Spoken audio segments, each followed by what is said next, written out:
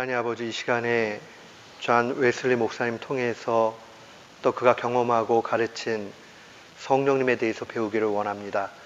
우리가 성령님을 잘 알고 경험하는 걸 통해서 우리의 신앙이 부요해지고 하나님을 더욱 가까이 할 수 있도록 인도해 주시옵소서.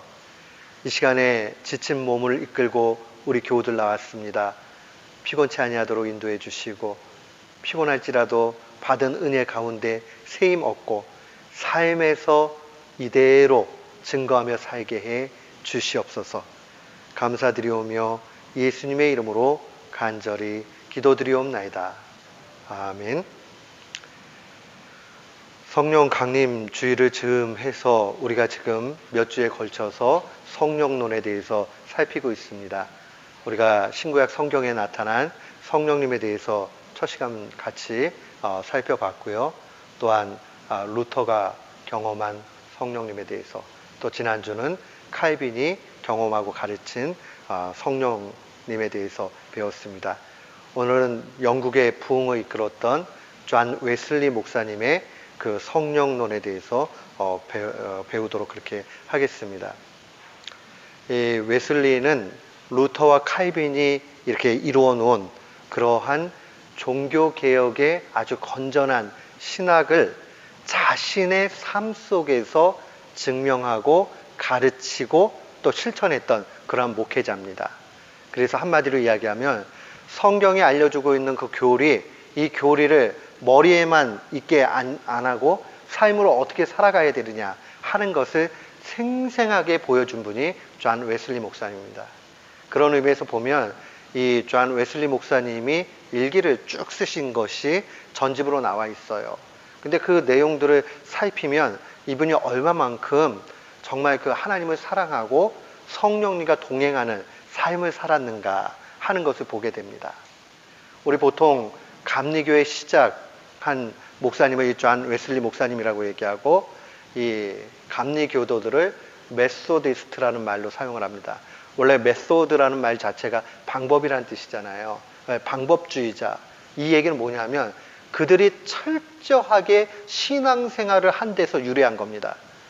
존 웨슬리 목사님은 옥스퍼드의 수재였고, 뿐만 아니라 그 대학 캠퍼스에서 사역을 하는 그 뜨거움 가운데서 한치도 그냥 대충 이렇게 하는 법이 없었어요. 얼마만큼 이 꼼꼼한 사람인지 몰라요. 근데 이분이 하나님의 말씀을 자기의 삶에서 그렇게 붙잡고 사는 것을 아주 실제적으로 또 체험적으로 또 열심을 내어서 했다는 것을 그 저널을 보면 나타납니다. 그런 의미에서 오늘 우리가 이 살펴볼 필요가 있는 것은 단순히 이 이론적으로 또 교리적인 가르침으로 끝나는 게 아니라 삶의 열매가 있어야 된다 하는 것을 돌이켜 봐야 됩니다. 우리 지난 시간에 존 칼빈 역시도 교리에 관해서 얘기하면서 이 교리가 우리의 마음에 떨어져서 마음을 뜨겁게 만들고 우리의 삶에서 열매가 맺어져야 진정한 교리다, 이렇게 얘기했다는 것 분명히 기억하실 겁니다. 제게 신학을 가르쳐 주신 한철아 박사님은 마지막 말년이 가까울수록 이 웨슬리 연구를 했어요. 이분은 언제나 공부를 하실 때에 원전을 가지고 공부하지 누가 한 얘기 가지고 공부하는 것을 아주 싫어하셨던 분입니다.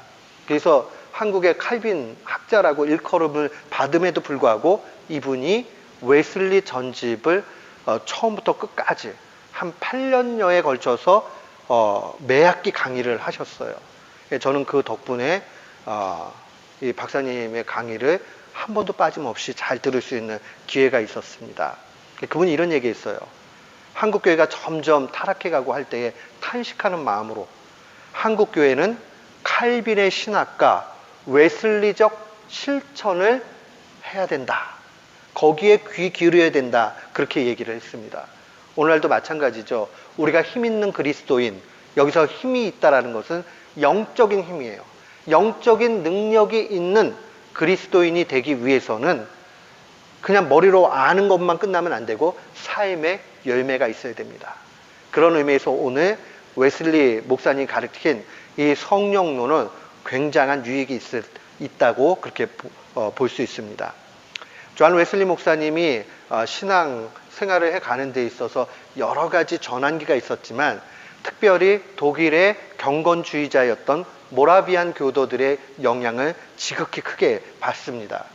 그는 옥스퍼드에서 조교로 있다가 그 다음에 이제 뜨거움을 가지고 그가 이제 조지아, 미국의 조지아에 인디안 선교를 하기 위해서 떠나가게 됩니다. 그때가 1736년이었는데요. 요때에 배를 타고 영국에서부터 조지아로 오게 됩니다. 근데 그 배를 타고 오는 과정 가운데서 진짜 큰 풍랑을 만나게 됩니다.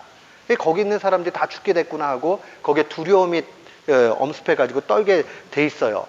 그런데 거기에 독일 사람들도 있었고 영국 사람들도 있었는데 영국 사람들은 다 혼미백산해가지고 막 거기서 우왕좌왕하면서 야 우리 죽게 됐구나 그러고 막 요란이 났어요. 그런데 이 독일 계통에 있는 사람들은 부녀부터 해서 어린 아이에 이르기까지 모두가 잠잠히 그 시편을 읽는 일들을 계속하고 있는 것을 바라보면서 충격을 받습니다. 그래서 물어보죠. 당신 두렵지 않습니까? 라고 물어보니까 그들이 얘기하기를 우린 두렵지 않습니다. 그러니까 웨슬리가 또 한 번 묻습니다. 그러면 당신은 그렇다고 치고 부녀들과 어린아이들은 두려워하지 않습니까? 라고 얘기하니까 우리는 여인들이나 아이들이나 아무도 두려워하지 않습니다. 라고 얘기합니다. 신앙의 내공이 있는 거예요. 그들에게 있어 죽음, 그 것 자체는 결단코 공포가 아니었던 거예요. 어린 아이로부터 어른에 이르기까지 신앙의 단단함 속에서 그들은 천국에 대한 소망이 있었고 하나님의 이루심의 일에 대해서 어떠한 흔들림도 있지 않습니다. 그래서 이 웨슬리가 거기서 한 방 크게 맞고 생각을 합니다. 저들은 과연 어떠한 사람들이길래 저러지? 라고 얘기하면서 이 꼼꼼했던 웨슬리 목사님은 자기의 믿음에 대해서 다시 한번 돌이켜보는 계기를 마련합니다. 그리고 조지아에 오게 되지요.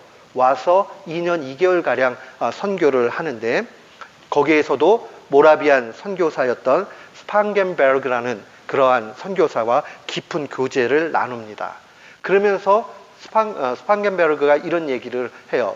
로마서 8장 16절 말씀이에요. 거기 나와 있죠. 성령이 친히 우리의 영과 더불어 우리가 하나님의 자녀인 것을 증거하신다 하는 이 말씀을 가지고 큰 도전을 줍니다. 성령님이 언제나 우리 속에 역사하면서 우리에게 내적인 확신을 준다는 것을 이야기하는 겁니다. 성령님과 자신의 영의 공동의 증언, 그 위트니스가 되는 것이 성령님이 그렇게 증언해주고 내 자신의 영이 그렇게 증언한다는 이 말씀을 아주 중심 삼게 됩니다. 그래서 영적 분별을 해 나갈 때에 정말 성령님이 그렇게 말씀하시는가? 성령님이 그렇게 말씀하시는 가장 확실한 증거는 하나님의 말씀 가운데 있겠지요.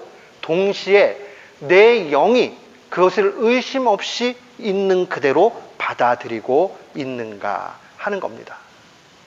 사탄도요, 예수님이 하나님의 아들이라는 사실을 압니다. 우리 성경 말씀에 보면 분명히 사탄이 예수님을 바라보면서 하나님의 아들임을 얘기해요. 그지요? 복음서에 분명히 기록되어져 있어요. 그도 예수님의 그 위치가 어디에 있는지를 잘 알고 있습니다. 근데 늘 사탄은 그 지식을 가지고 우리를 미혹하고 현혹하고 넘어지게 만들지요. 그렇기 때문에 영적인 분별력이 민감하게 요구된다라고 성경은 우리에게 증거합니다. 그런데 이 모라비안 교도들에게 있어서는 이 로마서 8장 16절이 가벼운 말씀이 아니었습니다. 아주 중요한 말씀이었습니다. 성령의 증거와 더불어서 내 영이 함께 그것을 증거하고 있는가 하는 겁니다. 그리고 나서 이제 2년 2개월의 선교를 마치고 다시 본국인 영국에 오게 됩니다. 그리고 나서 구원의 확신의 문제를 가지고 굉장히 갈등을 합니다. 왜냐? 모르는 사람들은 웨슬리가 이미 훌륭한 신앙인인데 구원의 확신이 없다는 것 자체가 훌륭한 신앙인이 아니다, 이렇게 비판하는 사람도 있고, 그렇게까지 봐야 되느냐 이런 사람도 있는데, 이분은요 성격적으로 완벽주의자입니다. 그리고 이분은 신앙생활을 허투기 하는 사람이 아니에요. 아주 꼼꼼하게 하는 사람입니다. 그러니까 이 목사님 중심에 어떤 마음이 있었냐면, 과연 거듭난 사람이라면 모라비안 교도들과 같이 저렇게 돼야 되는데 나는 왜 그러지 못했지 하면서 자기를 반성하고 자기의 그 신앙의 연약함에 대해서 탄식하고 있는 것을 그의 일기 가운데 절절히 보게 됩니다. 우리의 신앙도 한 번쯤 생각해 봐야 돼요. 아니 뭐 이쯤이면 됐지, 내가 할 거는 다 하잖아. 그게 아니라 정말 죽음 앞에서도 흔들리지 않는 그러한 확고한 믿음이 있는가? 내가 하나님을 정말로 사랑하고 있는가? 내가 이웃을 정말 섬기고 사랑하고 있는가? 하는 것에 집중해야 된다는 거예요. 그런데 웨슬리 목사님은 믿음을 그냥 사변적으로, 그냥 머리로 그냥 이렇게 생각하는 그 차원에 있지 않았어요. 그래서 런던으로 온 이후에도 모라비안의 아주 유명한 지도자였던 페터 벨러라는 그러한 독일 분하고 계속적인 교제를 합니다. 그러면서 이번이 1738년도 3월 4일 일기에 보면 이러한 고민을 합니다. 내가 믿음이 있긴 있었지만 정말 구원을 받을 만큼의 확실한 그런 흔들리지 않는 믿음이 없다는 것을 깨닫게 되었다라고 얘기하면서, 믿음이 뭔지도 모르는 사람이 믿음 설교를 할 수 있겠는가? 라고 탄식을 하면서 설교를 그만둬야 되겠다라는 그런 생각을 합니다. 그러면서 기도하다가 이 페터 웰러를 만나러 갑니다. 그리고 그에게 자기 고민을 얘기합니다. 나 솔직히 얘기해서 내가 선교까지 갔다 왔지만 그러나 나 가짜 믿음이었다. 나 믿음이 부족했다. 온전한 믿음의 사람이라고 볼 수 없다. 믿음이 무엇인지도 모르는데 내가 어떻게 설교하겠느냐. 얼마나 양심적인 목회자인가 한번 생각을 해보세요. 정말 그 탄식 가운데 있어요. 그런데 하나님이 이 페터 벨러를 통해서 엄청난 역사를 합니다. 그의 입을 열어서 웨슬리에게 이렇게 얘기합니다. 설교를 계속해야 된다. 그럼 무슨 설교를 해야 되느냐? 믿음에 관한, 믿음의 확신에 관한 설교를 계속하라고 얘기합니다.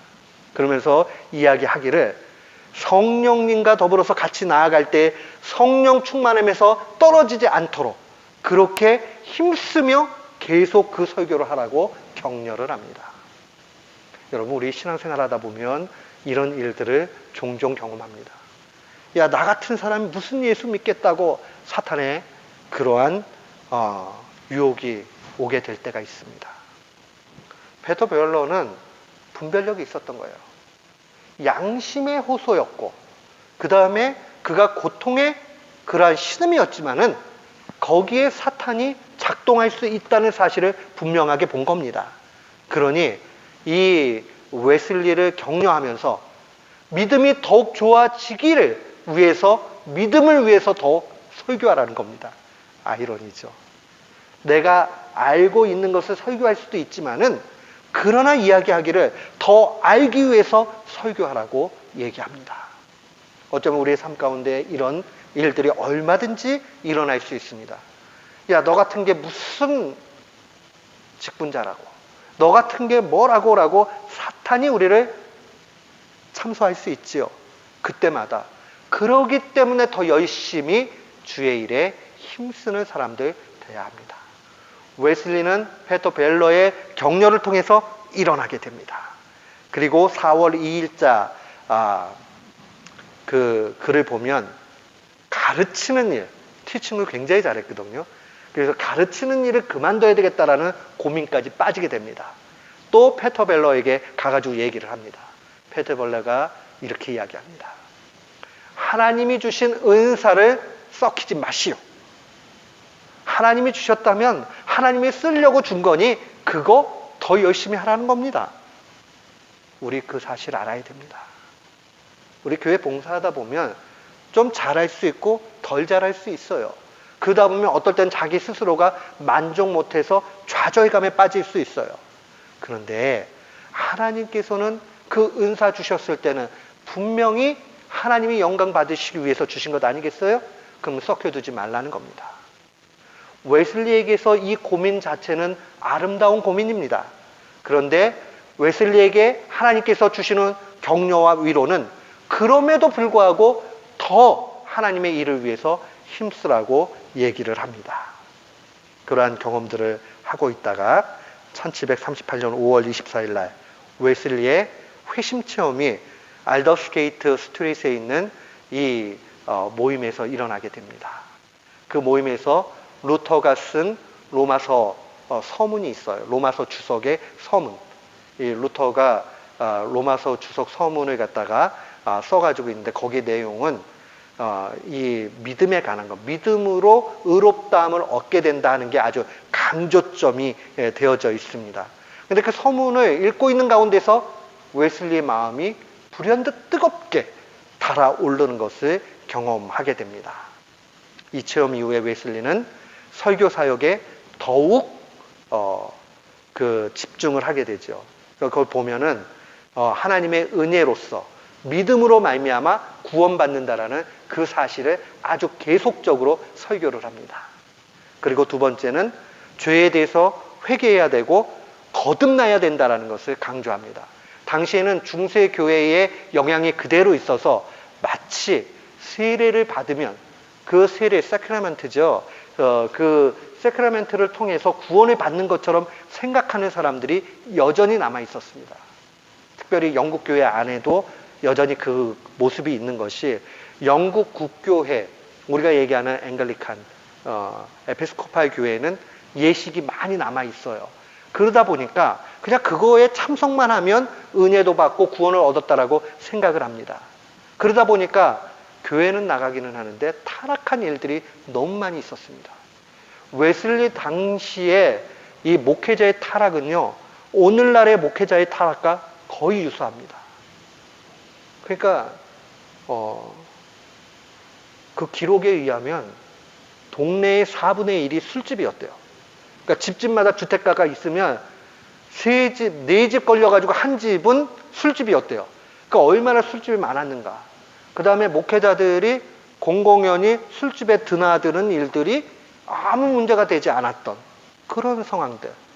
가정은 다 깨어지게 되고 고통스러워지고, 이런 가운데서 웨슬리 목사님이 영국을 바꾸는 일들이 뭐였느냐? 다른 것 아니었어요. 복음 설교. 오직 하나님의 은혜를 통해서만, 믿음을 통해서만 구원을 받는다라고 얘기했고, 죄를 회개해야 된다, 거듭나야 한다 하는 것을 강조했습니다. 오늘날의 우리의 귀에 들릴 필요가 있는 것이죠. 웨슬리는 철저하게 성경 중심으로 가르쳤어요. 그리고 자기의 삶에서 경험을 했고, 무엇보다 그 일들을 위해서 힘썼습니다. 그는 이 모든 것이 성령의 역사라고 분명히 고백을 합니다. 자신의 공로나 노력을 통해서 되었다라고 얘기하지 않아요. 그러나 동시에 그리스도인들은 이 성령 충만함을 위해서 힘써야 되는 것을 같이 이야기를 합니다. 이건 성경의 가르침이기도 해요. 빌립보서 2장 12절 말씀 보면 바울 사도가 이렇게 이야기하죠. 그러므로 나의 사랑하는 자들아, 너희가 나 있을 때뿐 아니라 더욱 지금 나 없을 때에도 항상 복종하여 두렵고 떨림으로 너희 구원을 이루라라고 얘기합니다. 아니, 구원은 주어지는 건데 우리가 어떻게 이룹니까? 이 얘기는 뭐냐면, 구원이 우리에게 주어진 것, 성령님께서 우리에게 구원을 주신 것, 이 감사하면서 구원받은 자의 아름다운 깨끗한 삶을 살아가라는 것을 의미합니다. 두렵고 떨림으로 살아내야 됩니다. 구원받았으니까 땡이지, 나 구원받았으니까는 이렇게 대충 살아도 돼, 어차피 천국 가면 다 똑같잖아. 은혜 덜 받은 사람들이 이런 얘기합니다. 난 내 맘대로 막 살다가 죽기 바로 직전에 하나님을 딱 고백하고 회개하고 천국 가면 좋겠다. 그러면 세상에서 즐길 거 다 즐기고 얼마나 좋아. 그냥 술도 마셔보고 담배도 피워보고 이 사람도 만나보고 저 사람도 만나고 내 맘대로 다 살고 그다음 죽기 바로 직전에. 사랑하는 성도 여러분, 이론적으로는 그럴싸해 보입니다. 어차피 만약 그게 가능하다면 그 자체로 바로 직전에 마치 너는 기억하고 있나? 구원받은 강도를, 십자가에 달려있을 때 구원받았던 그 강도가 예수님께 자신을 불쌍히 여겨달라고 얘기했을 때 오늘 네가 낙원에 있으리라 말씀하신 그런 은혜가 있어요, 분명히. 그러나 우리가 깨달아야 될 것이 있습니다. 세상에서 쾌락을 일삼고 자기 마음대로 살고 해보고 싶은 거 다 해보고 그렇게 사는 것보다 안 하는 기쁨, 하나님의 말씀에 더욱 가까이 하려는 것, 하나님과 더불어서 같이 걸어가는 그게 그 십자가의 길이 어려운 것 같고 멀어 보여도 마지막 날 자기의 인생을 돌이켜 볼 때에 후회가 없는 인생 됩니다. 아름다운 인생 됩니다. 그러니 우리는 주님께서 가르쳐 주신 대로 두렵고 떨림으로 너희 구원을 이루라 하는 이 말씀 마음에 간직하고 두렵고 떨림으로 날마다 거룩하게 살아가는 우리 모두가 되기를 축원합니다. 아멘. 우리 그렇게 살아가는 것이 필요합니다.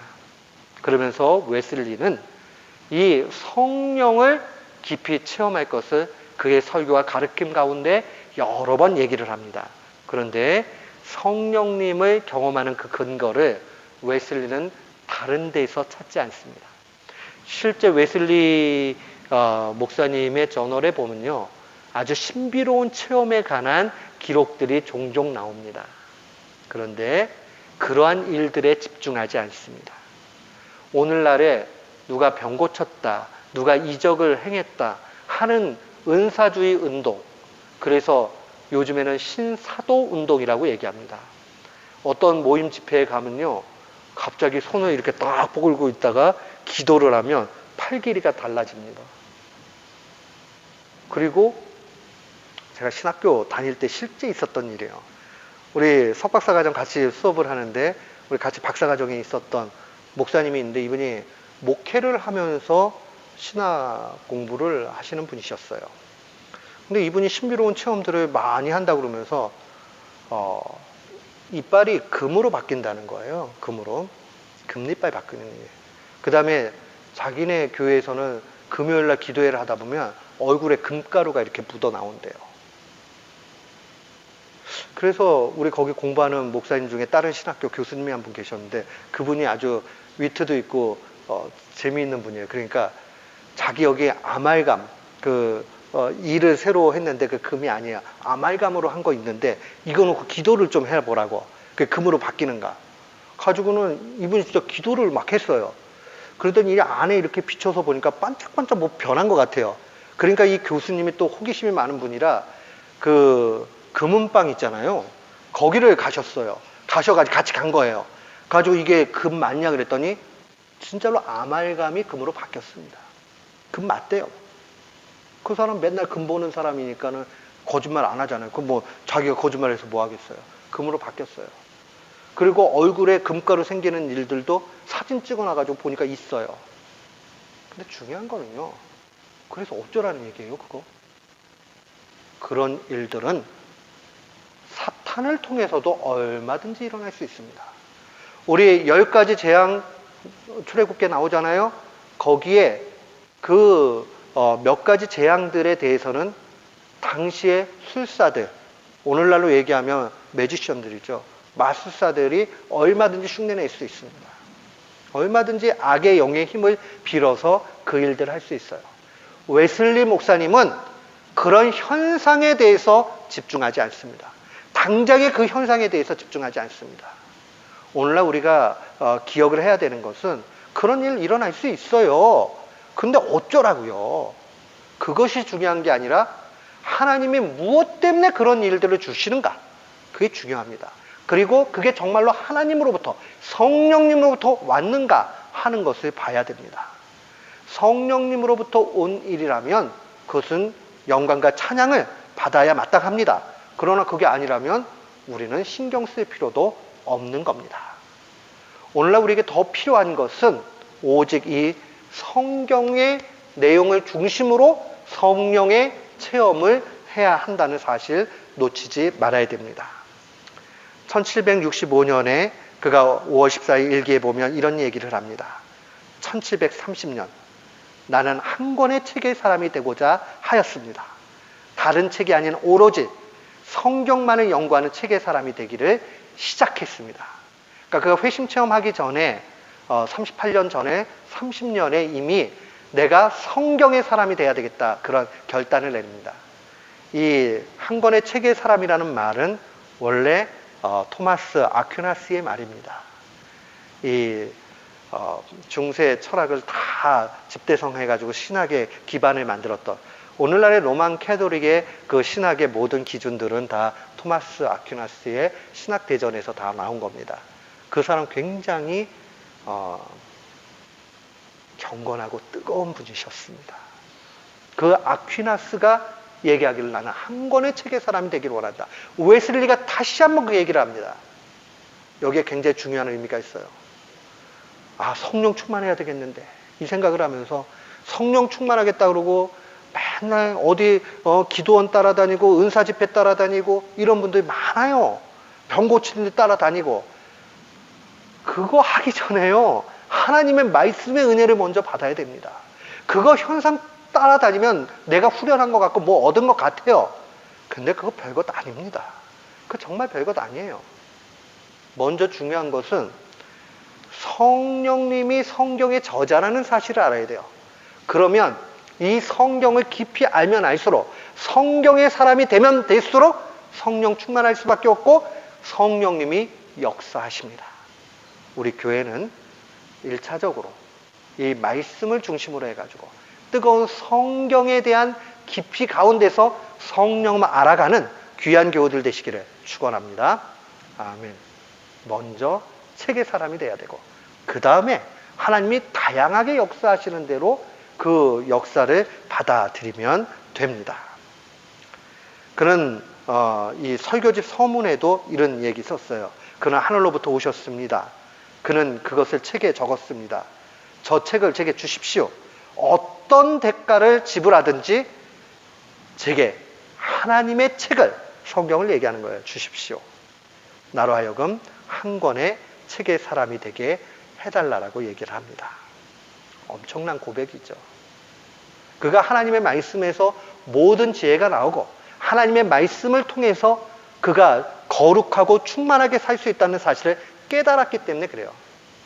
전 세계 역사 가운데 웨슬리만큼 경건하고 거룩하게 산 사람을 찾기가 어렵습니다. 더 어려운 이유는 무엇이냐면 아까 얘기한 대로 영국이 영적으로 타락한 아주 정점에 찍은 시간들이 웨슬리가 활동했던 시절입니다. 남들이 다 타락하고 쾌락으로 가고 다 나쁜 길로 가는데 거기서 자기 혼자 마치 노아와 같이 그렇게 믿음 생활한다는 게 쉽지 않아요. 다 같이 믿음 좋은 사람들끼리 가가지고 갈 때는 조금 덜 힘듭니다. 그러나 믿음 없는 그런 상황에서 죄악 가운데서 믿음 지키는 거 어려워요. 제가 그래서 단호의 설교 가운데 말씀드리잖아요. 목사들보다 성도님들이 훨씬 믿음 좋아야 됩니다. 목사들은 만나는 게 목사예요. 그러니까는 체면이 조금 있어서 타락하는 게 좀 덜 타락할 수 있는 여건이 있어요. 그나마. 그러나 우리 교우들은 어때요? 무방비 상태입니다. 세상에서 얼마나 많은 유혹이 옵니까?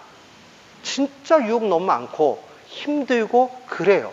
좀 나도 편했으면 좋겠다면서 나쁜 짓 해가지고 부당한 이익이라도 얻어볼까 하는 유혹이 있을 수 있어요. 그렇잖아요. 그러니까 믿음이 더 좋으셔야 돼요. 우리는 맨날 하는 게 성경 파는 일이니까 성경 볼 시간도 많아요. 교우님들은 어떠세요? 저보다 많지는 않으실 거예요. 그렇죠? 저는 싫으나 좋으나 성경을 파고 말씀을 증거해야 되니까 훨씬 수월해요. 그게 제 잡이니까. 근데 우리 교우들은요, 시간을 따로 내어놓지 않으면 말씀을 읽으실 시간도 없고 기도하실 시간도 없어요. 그러니까 더 믿음 좋아야 됩니다. 더 열심히 부단히 힘써서 나가셔야 됩니다. 그러니까 오늘 집에 가시면 24시간 중에 내가 하나님 앞에 빼내야 되는 시간을 꼭 내셔야 돼요. 안 그러면 안 돼요. 세상의 현실은 훨씬 어려워요. 무방비 상태로 계시면 사탄의 먹잇감이 되고 맙니다. 우는 사자와 같이 달겨드는 그 사탄의 유혹에 이길 재간이 아무도 없어요. 그러니 따로 시간을 내셔야 합니다. 웨슬리는 오늘날의 은사주의 운동과 다르게 오직 성경을 기준으로 했고 신자의 삶 가운데 두 가지를 아주 강조해서 봤습니다. 첫 번째는 성령의 9가지 열매가 있는가? 하는 것을 봤고, 또한 성령님과 함께 아까 로마서 8장 16절에 있는 대로 내적인 확신이 있는가 하는 것을 강조했습니다. 성령의 역사가 있는 사람에게는 의심이 없고 확신이 있다는 것. 그래서 그는 그 확신을 굉장히 강조합니다. 꼭 기억을 하셔야 돼요. 그리고 우리가 하나 또 살펴봐야 되는 것은 웨슬리의 신앙에 있어서 아주 중요한 것은 이 사람은 균형 잡힌 신앙을 추구해 가는데 힘썼다는 겁니다. 그래서 하나님의 은혜와 더불어서 인간의 책임성을 강조합니다. 이게 왜 필요하냐면요. 보세요. 1517년에 1500년도 초반에 종교개혁이 일어나잖아요. 웨슬리는 이제 1700년도 전반부터 후반까지 살았습니다. 그럼 거의 종교개혁 이후에 200년이 지난 다음에 있던 사람입니다. 그러면 종교개혁의 가르침이 많이 퇴색이 되고 바뀌어지는 상황 속에서 가요. 중세교회의 가장 큰 문제 중에 하나는 바로 이거였어요. 여러 가지 면죄부 이런 것도 있지만 신앙에 있어서 문제가 뭐냐 하면 착한 일을 통해서도 구원으로 갈 수 있는 길이 조금은 있다라고 가르쳤단 말이에요. 그러다 보니까 착한 일을 자꾸 하려고 노력을 하면 할수록 루터가 깨달은 게 뭐냐 하면 야, 나는 안 될 사람이구나. 아마 한국말로 하면 이렇게 얘기했을 거예요. 아우, 나는 안 될 놈인가 봐. 아마 그렇게 루터가 얘기했을 겁니다. 하면 할수록 죄가 커지는 자신을 바라보면서 야, 이것도 되고 저것도 되고 나는 소망 없어 좌절하게 됩니다. 그러다가 로마서 1장 17절 복음에는 의가 있다라는 그 의의 내용을 발견하게 됩니다. 그 의는 인간이 거룩하게 되어져 가지고 얻어낼 수 있는 의가 아니라 하나님이 우리를 의롭게 여겨주시는 하나님의 의라는 사실을 발견하게 돼요. 그러면서 종교 개혁을 하게 되죠. 근데 이 내용들이 나중에는 점점 어떻게 바뀌기 시작을 하느냐. 그래, 하나님의 은혜로 구원을 받았고 그 구원은 취소되지 않아 하는 일들이 이 유럽의 중심에서 생겨나기 시작을 했습니다. 그래서 실제 칼빈주의의 하이퍼 칼비니스트들, 이 극단적인 칼빈주의자들은 하나님께서 택정하셨으니 구원받는다. 그 말이 틀린 말 아니에요.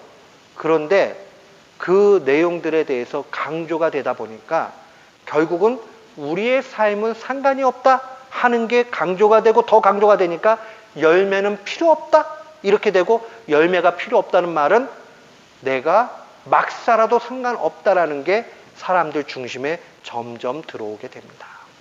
인간의 죄성이에요. 한국교회, 이민교회, 한국인들의 이 신앙이 변질된 것이 바로 이 가운데 있어요. 우리도 처음에 선교사님들이 올바로 가르쳐 주셨습니다. 오직 믿음으로 구원받는다. 그때 믿음으로 구원받는다라고 했을 때 1세대 초기에 우리 선조들은 그 믿음 안에 거룩하게 사는 것을 당연히 포함해서 생각했습니다. 그래서 그분들은요, 예수 믿고 예수 믿었다는 그 감격 가운데서 야, 내가 나쁘게 살면 안 됐구나 하는 그런 일들을 분명히 나타납니다. 종로에 가면은 승동교회라고 있죠. 그 승동교회가 있던 그 지역이요, 원래 양반과 그 다음에 이제 옛날 사람들에게는 쌍놈이 같이 살던 지역입니다. 쌍놈들은 항상 양반 밑에 있었죠. 그런데 복음이 들어가서 선교사들이 가르쳐 주니까 다 평등하다 이렇게 가르쳐 주니까 얼마나 문제가 됐겠어요. 그래가지고는 거기에 시간이 지나면서 믿음이 좋은 노비 출신이 있었어요. 이 노비 출신이 믿음이 좋으니까 이분이 장로님이 되셨네. 그러니까 교회 안에서 이게 지금 뭔가 유교적인 이 구조하고 맞지 않는 일들이 막 일어나게 됩니다. 그래서 교회가 두 개로 쫙 갈라집니다. 하나는 승동교회고 하나는 안동교회입니다. 그 안동교회라는 데는 양반교회고 승동교회는 상놈들이 있던 교회가 됩니다. 쉽지 않은 일이죠. 그런데 승동교회도 양반들도 다녔습니다. 왜요? 복음을 온전히 받아들인 사람 가운데 이게 잘못된 거구나. 하나님의 말씀은 온전히 모두가 다 평등하다 얘기하는구나 하고 인정하고 받아들입니다. 우리 빌레몬서 봐도 그런 유사한 내용들이 얼마나 아름답게 기록이 되어져 있습니까? 이 빌레몬과 오네시모 사이의 그 아름다운 관계들을 우리는 분명히 보지 않습니까? 동일하게 이러한 역사들이 얼마든지 복음이 들어가는 곳마다 나타나게 된다는 겁니다. 웨슬리는 그런 의미에서 이 믿음으로 구원받는다는 것을 너무 값지게 여겼고, 그것을 위해서 이제 변질되지 않는 믿음 가운데 가야 되는 것을 얘기한 겁니다. 그러다 보니까 이분은 성화, sanctification, 거룩하게 사는 것, 여기를 강조할 수밖에 없었습니다. 왜냐하면 종교개혁이 지나고 200년이 지나고 나니까 거룩한 삶의 얘기들이 점점 없어졌기 때문에 그러합니다. 그러면서 이 철저하게 신앙적으로 또 신학적으로 아주 단단했던 웨슬리 목사님은 선행 은총론을 얘기합니다. 이건 신학적으로 논쟁이 있는 얘기들인데, 제가 왜 이 말씀을 드리냐면, 우리가 자칫 잘못하면요, 한국교회는 80% 이상이 장로교 신학 가운데 있기 때문에 그 영향력을 그대로 받습니다. 저도 한국에서 장로교 신학을 했고 장로교 목사로 있지 않아요. 그러니까 이 전통 아래 있다 보면 어떤 문제가 생기냐면요, 마치 한 번 해병은 영원한 해병이다 하듯이 그냥 나는 구원받았으니까 끝까지 구원받는다.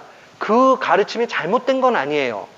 그런데 요게 잘못 삶으로 프랙티스가 되면 막 살아도 되는 거예요. 나 구원받았다니까. 그러고 회개하면 되잖아. 그러고는 자기는 막 살아버려요. 요즘에는 목회자들도 많이 그러잖아요. 아니, 목회자도 사람인데 그냥 회개하면 되지 뭐.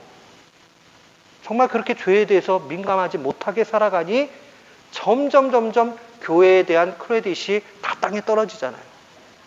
옛날에는 사람들이 목사다, 또 장로님이다, 전사님이다, 이런 존경하고 믿고 그거 자체로 인정을 해줬는데 요즘은 어때요?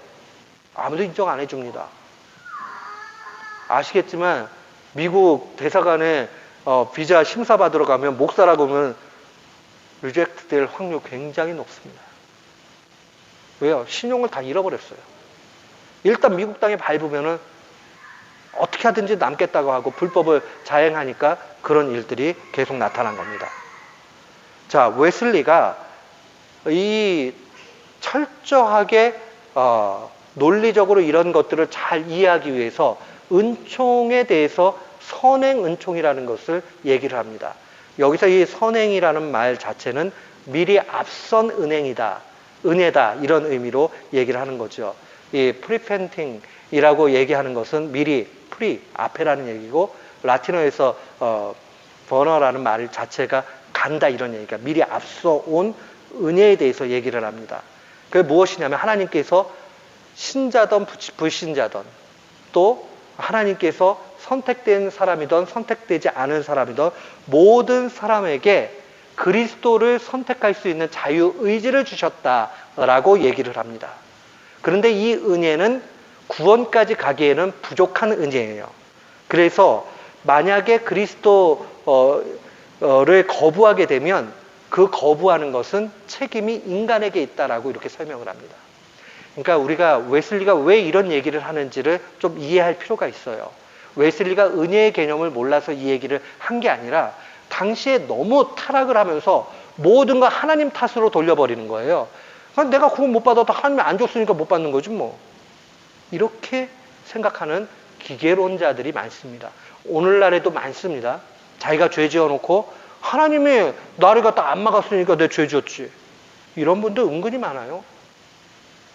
실제로 하나님이 안 주니까 내가 죄 짓는 거지. 그렇게 만약에 내 마음속에 자꾸 생각이 든다면 웨슬리의 이 가르침을 내 삶에 좀 끄집어 와야 됩니다. 하나님이 그리스도를 선택할 수 있는 선행 은총을 주셨다.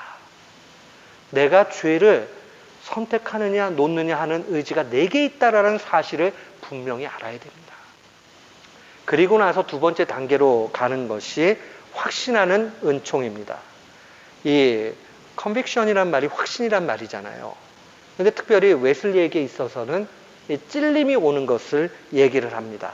그래서 자기가 죄인이라는 사실을 확신하게 되는 것도 성령의 은혜다라고 그렇게 얘기를 합니다. 여기에 진정한 의미의 회개가 나타난다라고 그렇게 이야기를 합니다. 그리고 나서 마지막 단계로 의롭게 되는, justify 되는 그러한 은혜가 있다라고 그렇게 얘기를 합니다. 오직 은혜로 말미암아 구원을 받는다 하는 종교 개혁자들의 가르침에 대해서는 하등의 차이가 없어요. 똑같아요. 다만 인간의 책임성을 강조하기 위해서 이 preventing grace가 있다. 선행하는 은총이 있다라고 얘기를 합니다. 저는요, 만약에요, 나는 뭐 신앙생활하면서 하나님께서 그렇게 인도해 주시면서 죄 좀 지면 어때? 하나님이 다 용서해 주실 텐데. 이런 마음이 자꾸 온다 그러면 웨슬리의 이 가르침에 정말 귀를 열고 이 가르침대로 이거 내가 자꾸 죄를 내가 선택하는 거구나 하면서 자기의 그 책임성을 분명히 인식을 해야 됩니다. 근데 만약에요, 내가 구원을 받았는지 안 받았는지 모르겠고 불안하고 자꾸 내가 죄 지으면은 이거 구원에서 떨어지는 것 아니야? 이러면서 정말 자기의 구원을 너무 심각하게 의심하는 분들이 계시면 하나님이 택한 자는 끝까지 구원을 보장해 주신다는 성도의 견인이라는 칼비니즘의 가르침이 있습니다. 그 신앙을 붙잡으십시오. 제가 왜 이 말씀을 드리냐면 신학이라는 것은 하늘에서 뚝 떨어진 것 아니고 건전하게 하나님의 말씀 가운데 나오게 되는데 인간의 이 신학의 이 그 표현이라는 것은 제한적일 수밖에 없어요. 입체적으로 보여주질 못해요. 그러다 보니까 어떤 것을 하나만 보게 되면 안 보이는 부분이 생겨요. 그러면 죄로 연결을 시킵니다. 성도의 견인 같은 거 그러죠. 하나님이 택정하는 자는 끝까지 구원을 보장한다 라고 얘기하니까 나 택함을 받았어 라고 생각만 하면 구원이 그냥 끝까지 갈 거 아니에요. 그러니까 중간에 막 살아도 된다로 갈 수 있어요. 이런 분들은 프리벤팅 그레이스에 대해서 생각해 봐야 돼요. 하나님이 내게 또 불신자들에게 누구에게나 그리스도를 다 알 수 있는 그러한 은혜를 주셨는데 이거 내가 죄를 선택하면서 그리스도를 알지 않으려고 하는구나 하고 자기를 그 책임을 생각을 해봐야 된다는 겁니다. 그러니까 항상 균형 잡힌 신앙 가운데 가야 됩니다. 극단적 칼비니스트, 하이퍼 칼비니즘에 빠지지 않도록 또한 우리가 생각을 해야 되고 이 프리벤팅 그레이스의 아주 유익은 구원에 대해서 심각하게 생각하게 됩니다. 내가 정말 구원받을 사람이 맞는가? 이게 의심의 차원이 아니라 구원받은 열매가 있기를 위해서 힘써 간다는 겁니다. 그래서 그는 성령님의 역사 가운데서 신앙의 현장에서 직접적으로 이 성결 운동을 합니다. 오늘날에 감리교는 많이 변질이 되어 있습니다. 성결교도 신학적으로는 그래도 감리교만큼은 아닌데 실제 미국의 감리교 신학은 자유주의의 첨단을 걷습니다. 그러다 보니까 모든 목회자가 그런 건 아니지만 좀 안타까움이 있는 부분들이 많이 있습니다. 왜냐하면 신학 자체가 그러하기 때문에 성도들에게 가르치는 게 그럴 수밖에 없어요. 근데 이 웨슬리안 신학 말고요. 웨슬리 자체가 삶으로 증거하고 가르쳤던 그 내용은 뜨거움입니다. 그래서 한국교회는 하나님이 크게 복을 주신 게 있어요. 당시에는요. 장로교 선교사님들, 감리교 선교사님들, 성결교 목회자들 사이가 굉장히 좋았습니다. 그렇기 때문에 옛날 장로교 신학 역사에 보면 감리교 목사님이 와서 조직신학 강의를 하셨습니다. 왜 이게 가능할까? 가능한 이유가 있죠. 그럼 바로 성경의 가르침, 믿음의 중심, 이게 구원 중심이라는 것은 똑같이 갖고 있었고 뜨겁게 기도했고 했기 때문에 그래요. 그래서 한국교회 가면요. 한국교회 예배 형태를 보면 감리교나 장로교회나 많이 차이가 없어요. 그리고 거의 메시지들도 옛날에는 비슷했습니다. 오늘날에는 많이 차이가 납니다. 그러나 옛날에 그랬어요. 그럼 왜 그랬느냐? 웨슬리 가르침 자체가 감리교들에게 그대로 있었어요. 뜨겁게 기도하고 거룩하게 살고하는 성결 운동들이 그들 가운데 있었단 말입니다. 오늘날에는 우리가 다시 회복해야 될 그런 상황입니다. 우리 교회도 마찬가지예요. 건전한 그러한 성경적인 가르침 중심으로 해서 동시에 우리가 성령님을 뜨겁게 체험할 수 있어야 됩니다. 성령님께서 주시는 다양한 은혜가 우리 가운데 있어야 됩니다. 그래야지 드라이하지 않습니다. 신앙이 잘못하면 몸이 건조하게 그렇게 갈 수 있습니다. 성결 운동을 해 나가는 데 있어서 이 웨슬리는 신학적인 내용들을 재해석을 해가지고 가르칩니다. 첫 번째가 중생, 거듭남이죠. regeneration이라는 말 자체는 initial sanctification으로 얘기합니다. sanctified, 거룩함을 입게 되는 첫 번째 시작이 거듭남이라고 그는 가르칩니다. 그래서 내적인 죄로부터 부분적으로 깨끗해지기 시작을 한다라고 얘기를 해요. 내적으로 inward sin 자체가 내 내부에 있는 그런 죄악이 완전히 깨끗해지는 거 아니에요. 부분적으로. 이 시작이기 때문에. 그리고 나서 entire sanctification, 전적인 성화가 오게 되는데 그것은 내적인 죄가 깨끗해지게 된다라고 얘기를 하면서 이 entire sanctification을 그들은 굉장히 강조를 하고 그러면서 얘기하기를 그리스도인의 완전을 웨슬리가 가르칩니다. perfectionism. 그게 뭐냐? 우리가 이 땅 살아가면서도 완전한 거룩성에 이를 수 있다라고 가르칩니다. 신학자들은 이 말을 굉장히 오해해가지고, 야, 우리가 인간이 어떻게 완전함에 이를 수 있느냐? 그렇게 얘기를 해요. 근데 웨슬리가 가르치는 말을 보면 그런 뜻이 아니에요. 우리가 실수도 안 하고 조금의 죄도 안 짓는다 그런 뜻으로 완전주의를 얘기하는 것이 아니라 우리의 영적인 수준, 삶의 수준, 내적인 죄악들 이런 것이 하나님을 더욱 가까이 하는 쪽으로 간다 하는 것으로 얘기하는 겁니다. 웨슬리에 대해서 너무 지나치게 비판하는 것은 좋지 않습니다. 제가 설교 중에 말씀을 드렸지만 아주 장로교회 뛰어난 학자 가운데 월필드라는 분이 계셨습니다. 누가 와가지고 월필드가 칼빈주의자 이런 걸 누구도 부인하지 않을 정도로 철저한 칼빈주의자라는 거 아니까 가서 묻습니다. 그래서 저는 웨슬리 천국 가면 있을까요? 그렇게 물어봤어요. 그때 월필드가 이런 얘기 했다고 그러죠. 가면 없을 거라고. 그 다음 말이 중요합니다. 그는 너무 거룩해서 하나님 앞편에 대면하면서 가까이 있을 것이고 자기는 웨슬리 같이 깨끗하지 못해가지고 저 뒤편에 있으니 내가 어떻게 웨슬리를 찾겠냐고. 얼마나 양심적인 얘기고 얼마나 귀한 얘기인가 한번 생각해 보십시오. 학문적인 입장은 좀 차이가 있을 수 있어요. 그러나 신자는 거룩함에 이르기 위해서 그렇게 살아가야 됩니다. 아니 그냥 구원 받았으니까 그만이지. 그거 진짜 구원 받았는지 안 받았는지 생각해 봐야 돼요. 신앙은 그러지 않아요. 거룩함에 분명히 신경을 써야 합니다.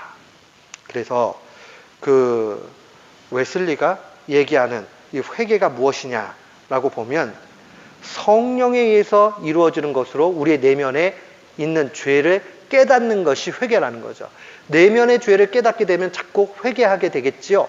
그 깨달은 걸 통해서 당연히 회개라는 것을 하게 되는 거죠.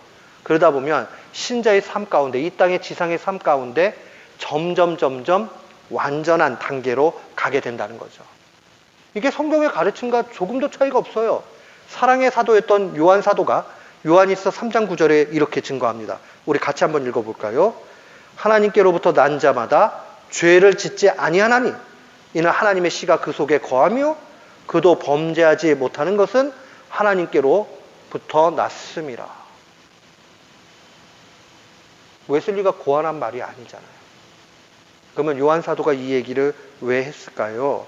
그것은 바로 인생 여정 가운데서도 그리스도인들이 수준을 높여 그렇게 나아가게 될 때 성령의 역사를 가운데서 우리가 얼마든지 완전함으로 나아갈 수 있다라는 것.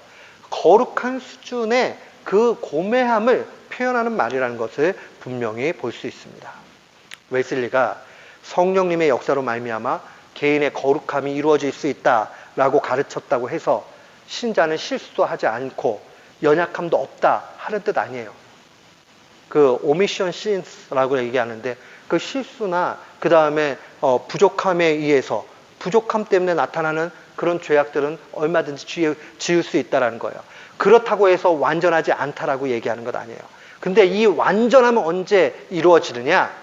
천국에 들어가기 바로 직전에 우리가 육신의 장막, 개인적인 죽음이 일게 되면 신자는 영화로운 상태가 되겠죠. glorification. 하나님의 영광의 상태로 그렇게 될 때 그때는 완전히 우리가 모든 죄악이 없어지게 되는 거죠. 웨슬리의 가르침이나 칼빈의 글이나 차이가 없어요. 근데 전 세계의 많은 학자들은 그렇게 보지 않아요. 늘 차이가 있다라고 보이는데 목회적인 관점에서 봤을 때 절대로 그러지 않습니다. 그는 얘기하죠. 비의도적인 실수까지도 없는 완전은 이 땅의 삶 가운데서는 없다라고 그런 이야기를 합니다. 그러면서 그가 좋아하는 단어 중에 하나는 완전한 사랑이라는 이 말을 굉장히 좋아합니다. 완전한 사랑, perfect love라고 얘기하는 이 말은 그가 완전한 사랑 가운데서 죄를 짓지 않는 것, 그것을 얘기를 하고요. 또 다른 모습은 내면의 하나님에 대한 사랑, 이웃에 대한 사랑으로 채우는 것을 얘기합니다. 나 죄를 짓지 말아야 되겠다. 근데 자꾸 죄를 지을 수밖에 없게 돼요. 그럴 때는요, 내가 죄를 짓지 말아야 되겠다 이 구호만 외치지 마시고 하나님의 사랑으로 가득 채우고 이웃에 대한 사랑으로 가득 채우십시오. 내가 자꾸 욕심이 많아져요. 그게 더 많이 갖고 싶어하고 남이 가지고 있는 것까지도 내 거 만들고 싶어요. 그러면 자꾸 하나님을 더 사랑하는 일이 무엇인가에 힘쓰고 이웃을 사랑하는 일이 무엇인가 힘쓰면서 이웃 사랑하는 일들로 남에게 나눠주면 그 탐심이 조금씩 없어지게 됩니다. 웨슬리가 perfect love라고 얘기하는 실제적인 내용들이 그러한 내용들입니다. 그런 의미에서 우리가 살펴봐야 되는 것은 우리가 죽음의 개인적인 종말에 이르고 천국에 들어가기까지 이 땅의 삶은 거룩해지는 그러한 여정이다 하는 것을 놓치지 말아야 되고 거룩함에 이르기 위해서 힘써서 나아가야 됩니다. 거룩하게 나아가는 것 주님이 기뻐하시는 일입니다. 왜요? 하나님이 거룩하시니 너희도 거룩하라 말씀하셨으니까 그렇게 가는 것이 옳고 좋은 것입니다.